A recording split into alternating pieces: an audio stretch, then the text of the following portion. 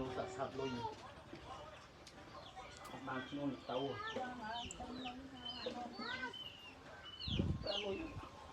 nó vì tụi mắm tránh bán với là mà tránh rồi cái không lại vậy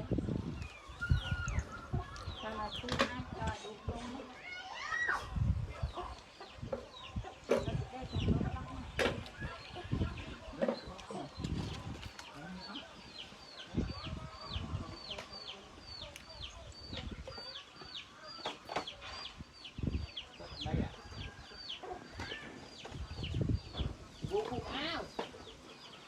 đúng cuồng ao